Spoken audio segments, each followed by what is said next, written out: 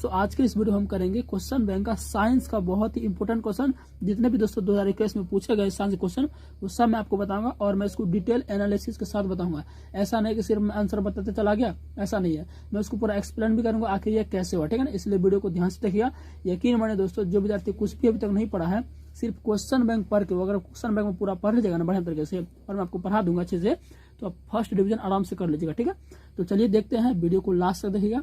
Channel पर नए तो चैनल को सब्सक्राइब जरूर कीजिएगा, और जैसे मैं तैयारी करवा रहा हूँ ऐसे आपको कोई नहीं तैयारी करवा, इसलिए चैनल पर सब्सक्राइब जरूर करें, ठीक है। चलिए जहां तक होगा क्वेश्चन देखते हैं। देखिए पहला क्वेश्चन है, 40 तक देखेंगे। पहला क्वेश्चन देखिए, कह रहा है कि ऐसे तत्व जो इलेक्ट्रॉन को त्याग कर धनात्मक आयन बनाते हैं उसे क्या कहते हैं। तो देखिएगा, जो दोस्तों इलेक्ट्रॉन त्यागता है ना, जो इलेक्ट्रॉन त्यागता है और त्यागने के बाद वो अपने ऊपर प्लस चार्ज ले लेता है, तो ऐसे पदार्थ को हम क्या कहते हैं, धातु कहते हैं। अगर अधातु बोलेगा तो क्या बोलेगा, अधातु क्या करता है, ये त्यागता नहीं है बल्कि ये दूसरे से ले लेता है। तो अधातु अगर क्वेश्चन था तो ऐसा, तो जो इलेक्ट्रॉन को ग्रहण कर ऋणात्मक प्रदान करते हैं तो वो अधातु हो जाता है। लेकिन हमारा क्वेश्चन तो अलग है। हमारा क्वेश्चन क्या है, ऐसे तत्व जो इलेक्ट्रॉन त्याग कर धनायन प्रदान करते हैं तो वो क्या होगा, धातु होगा। धातु हमेशा दोस्तों इलेक्ट्रॉन त्यागता है, ठीक है। जैसे जिंक, मैग्नीशियम, एल्युमिनियम है ना, ये सब क्या है, धातु है। सोडियम, ये सब क्या है, ये हमेशा इलेक्ट्रॉन त्याग कर धनायन प्रदान करता है, ठीक है। ये क्वेश्चन हो गया, और आप कमेंट में जरूर बताइएगा आपका कितना क्वेश्चन सही हुआ। दूसरा क्वेश्चन देख लीजिए, कह रहा है लोहा पर जिंक लेपित करने की क्रिया को क्या कहते हैं। तो इसको दोस्तों कहते हैं गैल्वेनीकरण। आखिर लोहा पर जिंक लेपित क्यों करते हैं, क्योंकि दोस्तों लोहा को जंग से बचाने के लिए हम लोहा पर क्या करते हैं, जिंक लेपित करते हैं। और जो पूरा प्रोसेस है ना, इस प्रोसेस को क्या कहते हैं, गैल्वेनीकरण कहते हैं, ठीक है, ध्यान रखिएगा। नेक्स्ट क्वेश्चन, निम्न में कौन सहसंयोजी यौगिक है। देखिए सहसंयोजी का मतलब होता है कि इलेक्ट्रॉन के साझेदारी से जो यौगिक बनता है ना, उसे बोलते हैं सहसंयोजी यौगिक। या सिंपल बोलिएगा, अधातु और धातु के बीच बने यौगिक को क्या बोलेंगे, सहसंयोजी यौगिक बोलेंगे, ठीक है। तो देखिए अधातु, तो देखिए सोडियम धातु है, ये अधातु है, तो ये तो नहीं होगा, ये हो जाएगा आपका आयनिक यौगिक, ये नहीं होगा। पूछ रहा है सहसंयोजी। देखिए सी क्या धातु है और ये अधातु है, धातु नहीं होगा। ये कार्बन क्या है, अधातु है, और ये क्या है, अधातु है। तो कार्बन हाइड्रोजन अधातु है, तो अधातु के बीच जो यौगिक बनता है उसे क्या कहते हैं, सहसंयोजी यौगिक कहते हैं। इसका आंसर क्या हो जाएगा, सी नंबर हो जाएगा। डी नंबर देख लीजिए, ये धातु है, ये अधातु तो नहीं होगा। तो धातु और धातु के बीच आयनिक यौगिक, और अधातु और धातु के बीच सहसंयोजी यौगिक, इसलिए इसका आंसर हो जाएगा ऑप्शन नंबर सी, ठीक है। चलिए नेक्स्ट क्वेश्चन बढ़ते हैं। और दोस्तों आप वीडियो को लाइक जरूर करिएगा, बहुत मेहनत आपके लिए चल रहा है यहाँ पर, ठीक है, ताकि आप अच्छा स्कोर कर पाए बोर्ड एग्जाम द्वारा इसमें, और अपने माँ बाप का नाम रोशन कर पाए, ठीक है। चलिए क्वेश्चन नंबर 4 देखते हैं। किसी भी तरह से मैं दोस्तों आपको बढ़िया तैयारी दे रहा हूँ, और ऐसा कोई नहीं करेगा आपको, ठीक है ना। चलिए, आभूषण बनाने वाला सोना होता है। दोस्तों आभूषण का मतलब होता है वही गहना वगैरह जो भी आपका, तो कर आभूषण बनाने वाला सोना दोस्तों होता है ना, वो होता है आपका 22 कैरेट का। कितना होता है, 22 कैरेट का। अगर आपको बोल दे कि शुद्ध सोना, तो दोस्तों पूरा सोना शुद्ध होता है ना, वो कितना होता है, तो वो बोलेगा ना तब 24 कैरेट मारिएगा। लेकिन बोल रहा आभूषण बनाने वाला सोना, जो सोनार दोस्तों सोना बनाता है वो आपका 22 कैरेट का होता है, ठीक है। अगर पूरा 24 कैरेट का बना देगा ना, तो सोना क्या होगा, धीरे धीरे मेल्ट होने लगेगा, ठीक है ना। इसलिए उसमें 2-3% क्या कार्बन मिला के उसको ठोस किया से। तो याद रखिए, सोना जो बनाता है वो 22 कैरेट का, शुद्ध बोलेगा 24, ठीक है। चलिए कह रहा है निम्न में कौन सा उत्कृष्ट तत्व है। दोस्तों उत्कृष्ट तत्व का मतलब होता है, इसको हम नोबेल गैस भी बोलते हैं, क्या बोलते हैं, नोबेल तत्व, या अक्रिय तत्व बोलते हैं, क्या बोलते हैं, अक्रिय तत्व बोलते हैं, या नोबेल तत्व बोलते हैं, ठीक है। देखिए इसको ऐसा इसलिए बोलते हैं क्योंकि ये किसी भी अभिक्रिया में भाग नहीं लेता है, और ऐसा इसलिए नहीं लेता क्योंकि इसका बाहरी कक्षा दोस्तों वो पूर्ण रहता है, पूर्ण तरह से भरा रहता है। तो देखिए कौन सा है, आयोडीन नहीं है, ये भी नहीं है, ये आपका सी नंबर हो जाएगा, ये सब नहीं है। तो उत्कृष्ट तत्व जो होता है वो क्या आपका आर्गन है। आर्गन का परमाणु संख्या क्या होता है, आर्गन को सूचित करते हैं AR से, और परमाणु संख्या कितना होता है, 18 होता है। तो आर्गन दोस्तों इसका बायतम के साथ भरा रहता है। जैसे देखिए 2,8,8 2, 8, 10 और 18 हो गया। तो देखिए बायतम के साथ 8 इलेक्ट्रॉन है, इसका मतलब क्या है, इसका कक्षा पूरा भरा हुआ है, ये किसी से अभिक्रिया नहीं करेगा। और ऐसे ही चीज को हम क्या बोलते हैं, उत्कृष्ट तत्व, नोबेल गैस या अक्रिय गैस बोलते हैं। आई होप कि ये समझ में आ गया होगा। नेक्स्ट क्वेश्चन देखिए, 6 नंबर है, ताम्र एवं टीन के मिश्र धातु को क्या कहते हैं। मिश्र धातु दोस्तों क्या होता है, 2 या 2 से अधिक धातु और धातु को मिला दिया जाता है ना, तो आपका मिश्र धातु बनता है। तो ताम्र मतलब तांबा, तो तांबा हम टीन को मिला देंगे ना, तो मिश्र धातु को क्या कहेंगे, तो इसका दोस्तों आंसर हो जाएगा आपका कांसा हो जाएगा। देखिए इसको मैं ट्रिक बताता हूँ, एक ट्रिक याद रख लीजिए, पिताजी, क्या रखिए, पिताजी याद रख लीजिए, पिताजी। पी से क्या हो गया आपका, पीतल, पी से पीतल, और तो से ताश क्या होगा, तांबा, और जी से क्या होगा, जिंक हो गया, ठीक है। तो तांबा और जिंक मिलेगा तो पीतल बनेगा, लेकिन तांबा जिंक नहीं है ना, यहाँ क्या तांबा टीन है, तो इसका आंसर क्या हो जाएगा, कांसा हो जाएगा। ठीक है, कांसा इसका आंसर हो जाएगा। चलिए नेक्स्ट क्वेश्चन देखते हैं। नेक्स्ट क्वेश्चन आपका है, कह रहा प्लास्टर ऑफ पेरिस का सूत्र क्या होता है। तो ये तो सूत्र है, ये तो आप याद करना पड़ेगा, इसमें कुछ बताने वाला बात हमको है नहीं। इसका तो आंसर हो जाएगा प्लास्टर ऑफ पेरिस का CaSO4 1/2H2 है। देखिए 2 मत मारिएगा, अगर ये है आपका जिप्सम का, ये किसका है, जिप्सम का है। और जिप्सम से ही दोस्तों हम प्लास्टर ऑफ पेरिस बनाते हैं। जो आपका हड्डी टूटता है ना, जिप्सम का ही लेप लगा इसका, ठीक है ना। तो जिप्सम का CaSO4 2H2 और प्लास्टर ऑफ पेरिस का बोले तो 1/2, तो इसका आंसर ऑप्शन नंबर बी हो जाएगा। ठीक, नेक्स्ट क्वेश्चन देखिए, कह रहा है कि अम्ल और क्षार आपस में अभिक्रिया करके क्या बनाता है। दोस्तों हमने अम्ल क्षार लवण पूरा पढ़ा है, जाके देख सकते हैं आप। ठीक है, बहुत अच्छा पता चलेगा। तो इसका आंसर है दोस्तों क्या होगा, लवण। दोस्तों जब अम्ल और क्षार अभिक्रिया करते हैं, ध्यान देखिएगा, जब अम्ल और क्षार अभिक्रिया करते हैं, अम्ल प्लस क्षार अभिक्रिया करते हैं, क्या बनाता है, लवण बनाता है। और क्या बनाता है, जल बनाता है। ठीक है, तो कह रहा है अम्ल क्षार क्या बनाते हैं, लवण और जल। तो ऑप्शन में लवण है, लवण आंसर हो जाएगा। ठीक है, इसका आंसर क्या हो जाएगा, लवण आपका हो जाएगा। ठीक है, चलिए नेक्स्ट क्वेश्चन देखिए। नेक्स्ट क्वेश्चन क्या है, श्वसन के अंतिम उत्पाद हैं। श्वसन का मतलब क्या होता है, श्वसन का मतलब सांस लेना नहीं होता है। कितना लोग क्या समझते हैं कि श्वसन का मतलब क्या होता है, सांस लेना होता है। तो श्वसन का मतलब दोस्तों सांस लेना नहीं होता है। सांस लेना को बोलते हैं हम स्वाक्षोवास। क्या बोलते हैं, स्वाक्षोवास। देखिए समझिएगा, श्वसन एक होता है श्वसन आपका, और एक होता है आपका स्वाक्षोवास। क्या होता है, स्वाक्षोवास। तो श्वसन दोस्तों एक जैव रासायनिक प्रक्रिया है, लेकिन ये स्वाक्षोवास जो है ये आपका भौतिक प्रक्रिया है। स्वाक्षोवास कैसे कहेंगे, सांस लेने और छोड़ने की प्रक्रिया को स्वाक्षोवास कहेंगे। लेकिन श्वसन क्या है, श्वसन एक रासायनिक प्रक्रिया है। श्वसन से हमें क्या मिलता है, ऊर्जा मिलता है, लेकिन इससे हमें ऊर्जा नहीं मिलता। ठीक है ना, तो श्वसन हमारा दूसरा चीज है, समझिएगा। कह रहा श्वसन के अंतिम उत्पाद क्या है। दोस्तों जब हम भोजन करते हैं ना, जब हम भोजन करते हैं तो वो भोजन हमको डायरेक्ट ऊर्जा नहीं देता है। भोजन सबसे पहले जाकर किस में टूटता है, मतलब कि पूरा उसका जैसे कार्बोहाइड्रेट खाए, जैसे हम कार्बोहाइड्रेट खाएं, क्या खाएं, कार्बोहाइड्रेट। अब कार्बोहाइड्रेट किस में मिल जाएगा आपको, चावल रोटी ये सब जंडा सब में मिल जाएगा आपको कार्बोहाइड्रेट।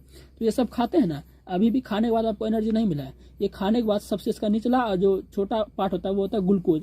ग्लूकोज में टूटेगा, फिर भी आपको ऊर्जा नहीं मिला। अब ग्लूकोज के पास कौन आएगा, ऑक्सीजन आएगा। कौन आएगा, ऑक्सीजन आएगा।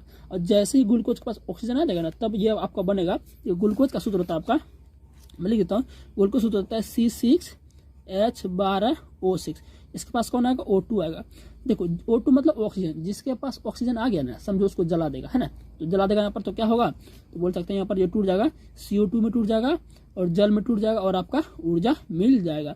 वही जो सांस जो बाहर निकालते हैं वही आपका क्या होता है, कार्बन डाइऑक्साइड हम बाहर निकालते हैं। तो श्वसन का अंतिम उत्पाद क्या है, CO2H2O प्लस ऊर्जा। तो ऑप्शन में देख लीजिए किसमें है, CO2H2O ऊर्जा। तो ये ऑप्शन नंबर डी आपका क्या हो जाएगा दोस्तों, आंसर हो जाएगा। ठीक है, चलिए अब देखिए, दांत की सबसे ऊपरी परत है, तो क्या होगा दांत की सबसे ऊपरी परत, ये आपका हो जाएगा एनामेल हो जाएगा। ठीक है, एनामेल बहुत ठोस पदार्थ होता है, कैल्शियम फॉस्फेट का बना होता है ये। नेक्स्ट क्वेश्चन देखिए, कह रहा मानव आहार नाल का सबसे लंबा भाग है। तो दोस्तों मानव आहार नाल का सबसे लंबा भाग दोस्तों होता है ना, वो होता है आपका क्या होता है, छोटी आंत होता है। क्योंकि जब ये ऐसे होता है, तो मान चलिए मैं चित्र बनाता हूँ, कुछ इस तरह से आपका होता है, ये आपका पूरा शरीर होता है, ये आपका ग्रास नली हो गया। ठीक है, और इस तरह से आपका अमाशय हो गया, और फिर ऐसे होता है आपका, ठीक है, ये पूरा अमाशय, ऐसे ऐसे छोटी आंत आपका होता है पूरा। ठीक है, तो ये बहुत ही लंबा होता है, और ये मोटा पाइप आपका बड़ी आंत होता है। तो छोटी आंत क्या सबसे लंबा भाग होता है। जैसे ग्रास नली का लंबाई याद रख लीजिए, ये 25 सेंटीमीटर इसका लंबाई होता है। ठीक, चलिए अब देखते हैं, पराग कण निम्न में से किसके अंदर बनते हैं। तो याद रखिएगा, पराग कोष के अंदर पराग कोष बनते हैं। समझिएगा है क्या दोस्तों, जैसे कि आपको पता होगा कि मानव में देखिए पता होगा आपको, लिखता हूँ कि मानव में संतान की उत्पत्ति कैसे होती है। एक होता है नर मतलब पुरुष हो गया, और एक हो गया मादा। तो नर से आपको पता होगा क्या बनता है, शुक्राणु बनता है। क्या बनता है, शुक्राणु बनता है। और मादा से क्या बनता है, अंडाणु बनता है। ये दोनों जब मिलेंगे ना, तो क्या बनेगा, जायगोट बनेगा। क्या बनेगा, जायगोट बनेगा। और जायगोट धीरे धीरे किस में कन्वर्ट हो जाता है, बच्चा में कन्वर्ट हो जाता है। उसी तरह दोस्तों जो फूल होता है हमारा, जो हमारा फूल होता है ना, जो फूल होता है, फूल में 2 पार्ट होते हैं। जैसे मान लीजिए आपका फूल है, फूल में कितना पार्ट होता है, 2 पार्ट होता है। मैं अच्छे समझाता हूँ। ये आपका मान लीजिए, ये आपका क्या है, फूल है। ठीक है, ये आपका फूल है कोई, फूल में 2 पार्ट होता है। एक पार्ट तो होता है आपका, ये पार्ट दोस्तों आपका हो गया, ये हो गया आपका पुंकेसर। क्या हो गया, पुंकेसर हो गया। और एक पार्ट आपका ऐसा होता है, एक पार्ट आपका दोस्तों ऐसा होता है, ये पार्ट आपका होता है मादा वाला पार्ट, इसको बोलते हैं स्त्री केसर। ठीक है, स्त्री केसर बोलते हैं। तो जैसे हम लोग में, मानव में जो नर होता है, नर में शुक्राणु पाया जाता है और मादा में अंडाणु पाया जाता है। उसी तरह दोस्तों जो आपका पुंकेसर होता है ना, पुंकेसर आपका हो गया पुरुष वाला पार्ट, जो फूल में भी प्रजनन होता है, एक फूल से बहुत सारे फूल बनेंगे, प्रजनन वो भी करेंगे, है ना। कोई भी दोस्तों इस धरती पे अपना संतान नहीं खोना चाहता है, अपना वंश नहीं खोना चाहता है ना, इसलिए वो क्या करते हैं, प्रजनन करते हैं। ये पुंकेसर जो पुरुष वाला पार्ट है ना, इसका ये वाला पार्ट दिख रहा है, इसको बोलते हैं परागकोश। क्या बोलते हैं, परागकोश। ऐसी परागकोश में क्या रहता है, परागकण रहता है। तो यही क्वेश्चन आपका है, कह रहा है कि परागकण किसमें होता है, परागकोश में होता है। ठीक है, चलिए नेक्स्ट क्वेश्चन देखते हैं। चालनी नलिकाएं पाई जाती है, तो ये आपका दोस्तों फूलों में पाता है, इसको सिंपल याद रख लीजिए, इसमें ज्यादा कुछ है नहीं। ठीक है, फूलों में पाता है। नेक्स्ट क्वेश्चन देखते हैं। नेक्स्ट क्वेश्चन है कि आरबीसी की जीवन अवधि कितने होते हैं। आरबीसी की दोस्तों जीवन अवधि आपका 120 होता है। आरबीसी का फुल फॉर्म लिख लीजिए, रेड ब्लड कर्पसल, हिंदी में लाल रक्त कोशिका। इसका जीवन काल कितना होता है, 120 दिन होता है। ठीक है दोस्तों, जो खून का जो आप जैसे कि मान चलिए ऑक्सीजन आप सांस लिए, आप जो सांस ले रहे हैं, जो ऑक्सीजन आया आपके अंदर, ऑक्सीजन आया ना, तो ऑक्सीजन आया तो ऑक्सीजन का काम क्या है, ये जो खाना आप ग्लूकोज लिए थे, इसमें ऑक्सीजन जाएगा तभी ना आपको ऊर्जा मिलेगा यार। अब जब इसमें ऑक्सीजन नहीं जाएगा तो आपको ऊर्जा नहीं मिलेगा शरीर में, इसलिए ऑक्सीजन क्या हमारे शरीर के बहुत इंपॉर्टेंट है। तो ऑक्सीजन हम सांस ले लेते हैं तो वो फेफड़ा में आता है, फेफड़ा वायु कुपिका में, फिर उसको हमको कहाँ लाना है, ग्लूकोज के पास। तो कौन लाता है आपका, आरबीसी ही लाता है। कौन लाता है आपका, आरबीसी ही लाता है, ध्यान रखिएगा। ठीक है, आरबीसी में एक पार्ट होता है हीमोग्लोबिन, और हीमोग्लोबिन उसको लाता है, तो ध्यान रखिएगा। ठीक है, चलिए नेक्स्ट क्वेश्चन देखते हैं। मानव शरीर की सबसे लंबी कोशिका, तो इसमें याद रखने को जरूरत है ना, मतलब कि ज्यादा समझने की जरूरत है ना, तो न्यूरॉन इसका आंसर हो जाएगा। जो दिमाग में होता है न्यूरॉन, ठीक है, सबसे लंबा कोशिका दिमाग। कुछ इस तरह से आपने देखा भी होगा इसको चित्र, इस तरह से लंबा लंबा एकदम होता है आपका न्यूरॉन, आपका होता है ना, इस तरह से आपका न्यूरॉन होता है, देखा होगा आपने, इस तरह से आपका न्यूरॉन होता है। ठीक है, ये सबसे लंबा कोशिका, ये एक न्यूरॉन का चित्र है। ऐसा ऐसा बिलियन कोशिका हमारे माइंड में है ना। चलिए नेक्स्ट क्वेश्चन देखते हैं कि अंडाणु निषेचित होता है, तो अंडाणु किसमें होता है, फैलोपियन ट्यूब, इसका आंसर हो जाएगा। देखिए मैं बताता हूँ, देखिए ये आपका मादा का पार्ट होता है, मादा का पार्ट होता है। ठीक है, ये आपका मादा का पार्ट होता है। ठीक है, मादा पार्ट होता है, इस तरह से कुछ आपका मादा का पार्ट होता है। यहाँ दोस्तों मादा में एक अंडाणु यहाँ बनता है, एक अंडाणु यहाँ बनता है। ठीक है, देखिए अब देखिए, चाहे अंडाणु एक अंडाणु यहाँ बनेगा या एक यहाँ बनेगा, ऐसा नहीं कि दोनों बन जाएगा, ऐसा नहीं होगा। अब ये वाला पार्ट जो है इसको बोलते हैं फैलोपियन ट्यूब। क्या बोलते हैं, फैलोपियन ट्यूब। देखिए मान चलिए संतान पैदा करना है, तो पुरुष का शुक्राणु इससे जाएगा, मादा के इस पार्ट से, इसको बोलते हैं योनि। क्या बोलते हैं, योनि या ग्रीवा बोलते हैं। तो ग्रीवा यहाँ रहता है, योनि यहाँ रहता है। ठीक है, तो इसे जाएगा जाएगा जाएगा जाएगा जाएगा यहाँ आ जाएगा, तो अंडा के पास जाएगा, अंडा के पास दोस्तों जाके इसको क्या करेगा, निषेध कर देगा, निषेध जाके फिर यहाँ फैलोपियन ट्यूब में, इसको जो पूरा देख रहे हैं, ये इसको बोलते हैं फैलोपियन ट्यूब, तो यहाँ आ जाता है। तो वही कह रहा है कि अंडाणु निषेध होता है फैलोपियन ट्यूब में होता है। ठीक है, चलिए अब क्वेश्चन नंबर नेक्स्ट देखिए। एक एम ए का मतलब होता है माइक्रो एम्पियर, तो ये होता है आपका 100 होगा। अगर मिली कहेगा ना, 1 मिली एम्पियर, तो आपका हो जाएगा 10⁻³ हो जाएगा। ठीक है, तो नेक्स्ट क्वेश्चन देखते हैं। कह रहा है कि डीजल का उपयोग होता है, तो डीजल का उपयोग आपको पता है, भारी वाहन में हो गया, रेल के इंजन में भी होता है, विद्युत उत्पादन में भी होता है, इनमें सभी, तो सभी इसका आंसर रहेगा, इसमें कुछ ज्यादा है नहीं। ठीक है, चलिए नेक्स्ट क्वेश्चन देखते हैं। नेक्स्ट क्वेश्चन है 20 तक ही देखते हैं, तो वीडियो लंबा हो जाएगा। ठीक है, कह रहा है कि सौर सेल सौर ऊर्जा को रूपांतरित करता है। दोस्तों सौर सेल क्या होता है, जो आपके घर में जो लगल रहता है ना, जो सरकारी आपका देता है, क्या बोलते हैं उसको, इसमें सिलिकॉन का बना वेपर जिसको बोलते हैं आप, जो आपके सब में सरकार में लगा रहता है, एकदम बोलते हैं ना सोलर चार्ज नहीं आज, वही। तो वो जो है ना, उसमें क्या होता है, आप सौर सेल जो है ना, सौर ऊर्जा को, उसमें धूप वाला ऊर्जा आता है, तो वो किस में कन्वर्ट हो जाता है, तो वो जाता है आपका विद्युत ऊर्जा में, तब ना आपका बॉल जल जाता है उसमें रात को, या उसमें बैटरी जो है, बैटरी चार्ज होता है, विद्युत ऊर्जा में कन्वर्ट करता है। ठीक है, चलिए अब कह रहा है कि सोना का परमाणु संख्या, तो इसको इजी है, 29 होता है, इसका संकेत AU होता है, सोना का संकेत। ठीक है, चलिए तो 20 तक ही रहने देते हैं। ठीक है, नहीं तो वीडियो काफी लंबा हो जाएगा, आगे मैं आपको बताऊंगा। और 20 तक जो मैंने करा है ना, आप इसमें अपना स्कोर बताइएगा, 20 में आपको कितना आता था, कमेंट में दोस्तों जरूर बताइएगा, मैं सबका रिप्लाई दूंगा। ठीक है, चलिए दोस्तों मिलते हैं हम अगले वीडियो में, इसका आगे पार्ट देखेंगे 21 से देखेंगे। ठीक है, 21 से, चलिए।